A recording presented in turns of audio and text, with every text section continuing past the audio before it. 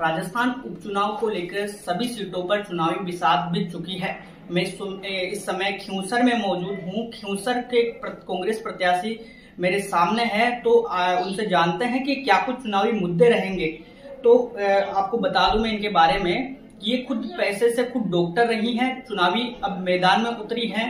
तो आप खुद डॉक्टर हैं और चुनाव मैदान में अब आई हैं, तो क्या सोचा आपने कि क्या कुछ बदलाव होने चाहिए, क्या सोच के राजनीति में उतरी हैं? मैं एक राजनीतिक और किसान परिवार की ही बेटी हूँ और बहू हूँ।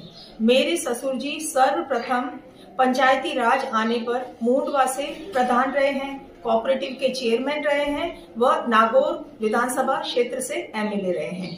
तो राजनीति और गांव का जुड़ाव तो हमारा शुरू से ही रहा है और मेरे जन्म स्थली भी खिंवसर के पास एक गांव बराथल में हुई है और मेरी शुरू की शिक्षा भी यही गांव के परिवेश में ही हुई है।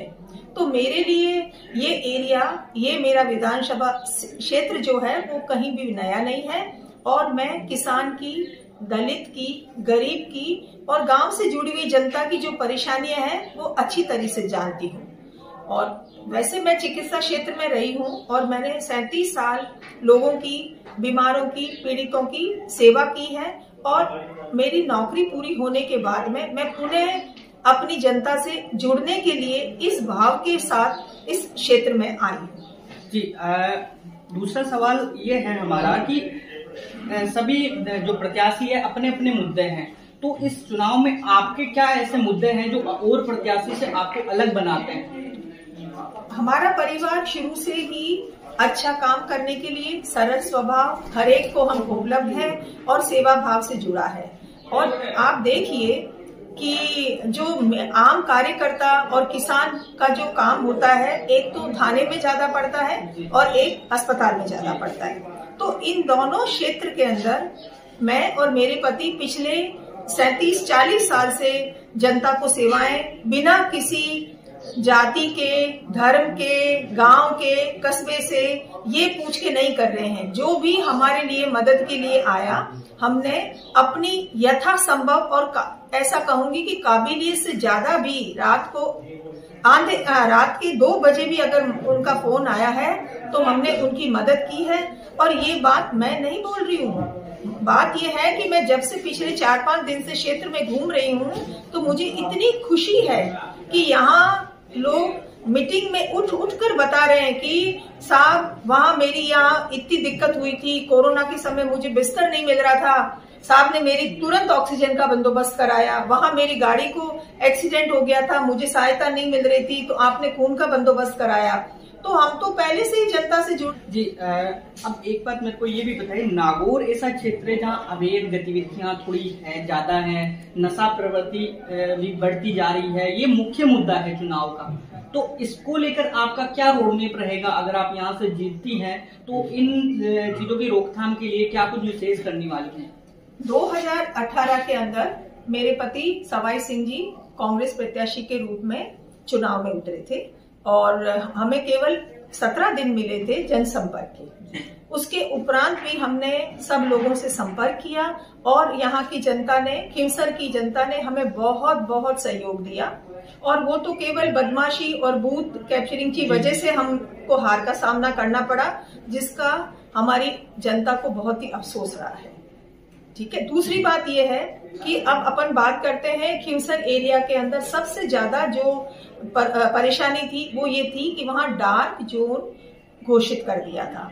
उसकी वजह से वहाँ के लोग बहुत ही परेशान थे। तो हमारी कांग्रेस सरकार आई, हमने वहाँ मजबूती से इस बात को हमारे सीनियर लीडर्स के सामने रखा, उनसे रिक्वेस्ट की, तो उन्होंने वो डार्क जोन जो थी वो चीज हटा दी। तो उससे वो हमारा ही प्रयास था, हाँ वो हमारा ही प्रयास था और उससे किसान बहुत ही सुखी हो गया है। नहीं तो उनको खुदाई करते तो अवैध करो, रात अंधेरे करो, उनमें एक्सीडेंट भी होते थे। बिजली के कनेक्शंस में हमारे बहुत भाई भतीजों के साथ गलत बातें हुई है। तो वो एक बहुत ही राहत भरा कार्य हमने, हमारे प्रयास से वो हमने जनता को दिया और उसके लिए जनता हमें धन्यवाद भी दे रही है। अच्छा, दूसरी बात रही खनन की। अब यहाँ पर खनन का देखो, जिस क्षेत्र के अंदर जिस तरह की चीज उपलब्ध होती है तो अपने आप वहां के लोग उसी तरीके का रोजगार का साधन ढूंढते हैं। ठीक बात है। तो इसमें सरकार के सामने हम ये मुद्दा रखेंगे कि एक तो रॉयल्टी का यहाँ पर बहुत ही बड़ा मुद्दा है कि 30 रुपए बजरी की खनन का लगना चाहिए, उसकी जगह सरकार 130 रुपए उसको जो है वो दूसरी तरीके की उसमें उसको कैटेगरी में लाके और लगा रही है, तो उसको तो सीधा सीधा किसान को नुकसान हो रहा है। तो सरकार के सामने हम ये बात पुरजोर रखेंगे कि आप किसान की, वहां के लोगों की, गरीब छोटे जिनके खेत हैं, जिनके अंदर खनन का काम हो रहा है, उनके हित की पॉलिसी बनाइए, तो अपने आप अवैध खनन रुकेगा। जब आप सरकार उनकी मदद करेगी, सरकार उनके हित की बात करेगी, तो आदमी गलत रास्ते क्यों जाएगा। तो ये बात हम बिल्कुल ईमानदारी से पूरी जोर रखेंगे। और इसके साथ में एक बात और कहना चाह रही हूँ कि पिछले कुछ सालों के अंदर बड़ी बड़ी कंपनियां आकर के और यहाँ पर बड़े बड़े खेतों के टुकड़े खरीद रही है, और हमारे भोले भाले किसान जो बडेरा उनके पूर्वजों ने जो ये सोना बचा के रखा हुआ था, वो थोड़े से लालच में आके इन बड़ी कंपनियों को दे रहे हैं। ये क्यों दे रहे हैं? क्योंकि इस चुनी हुई सरकार की, फूल की सरकार की नीति ही सामंतवादी और बड़े व्यापारियों को प्रमोट करने की है। तो मैं ये कोशिश करूंगी, उनके सामने बिल्कुल ताकत से रखूंगी बात कि आप किसानों को छोटे पट्टे दीजिए। छोटे पट्टे देंगे तो गरीब और मध्यम वर्ग वाला किसान जो है वो अपने खेत से सोने की कीमत खुद लेगा, अभी वो ठगा जा रहा है। तीसरी बात ये मैं आपके माध्यम से कहना चाहती हूँ कि इस खनन से जो भी यहाँ पर फैक्ट्री लग रही है, भट्टा लग रहा है, छोटा मोटा जो रोजगार लग रहा है, उसके अंदर मेरे युवा बच्चों को, मेरी खिमसर की जनता को फायदा होना चाहिए। पहले मेरे बच्चों को उसके अंदर रोजगार मिलना चाहिए। वो रोजगार तभी मिलेगा ना जब हमारा आदमी वो फैक्ट्री लगाएगा। अडानी अंबानी आके फैक्ट्री लगाएंगे तो वो हमारे बच्चों को क्यों लेंगे। हाँ, यहाँ पे बाहरी कंपनियां आकर जमीन खरीद रही है, और वो बहुत जल्दी प्लांट भी लगने वाले हैं। प्लांट लग रहे हैं, वो जमीन जो खरीद रही है ना, वो ऐसे लालच दे करके बहुत औने पौने दानों में किसानों का सोना जा रहा है। ये किसान बेचारा गरीब क्या करे, और कोई साधन नहीं।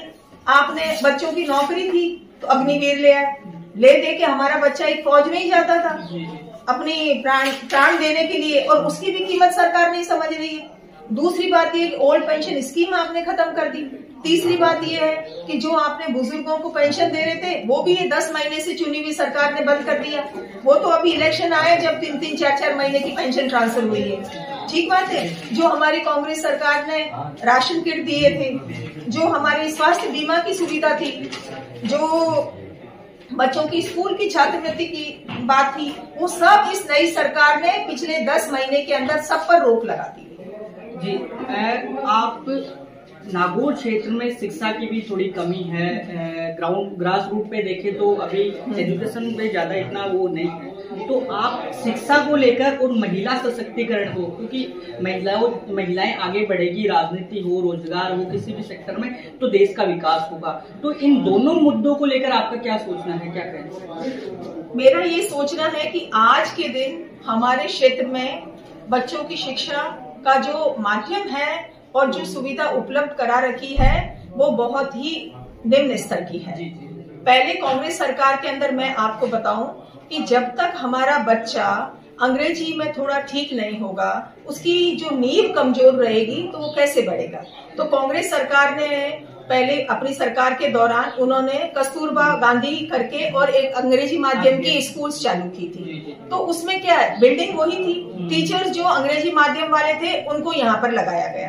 तो इस सरकार ने आकर के इनको लगा कि भाई ग्रामीण परिवेश वाले बच्चे अंग्रेजी पढ़ लेंगे तो हमारे बच्चे मेहनती तो ज्यादा है, क्योंकि वो कम सुविधा में बड़े हुए हैं, तो मेहनत तो उनको करनी आती है। लेकिन अब उनकी ये नीति है कि नहीं, इनकी जमीनें भी खरीद लो, इनको शिक्षा भी मत दो और इनको हर तरीके से प्रताड़ित करो। तो ये सारी चीजें जब ही बंद होएगी जब शिक्षा आएगी। तो मेरा तो पूरी तरीके से फिर से आप सब लोगों को जोर देकर मैं ये कह रही हूँ कि अगर आप मुझे मेरी आवाज उठाने के लिए अगर आप मुझे जरिया देते हैं, माध्यम देते हैं और वहां पर भेजते हैं, तो मैं ये आपकी सारी चीजें फिर से चालू करवाऊंगी।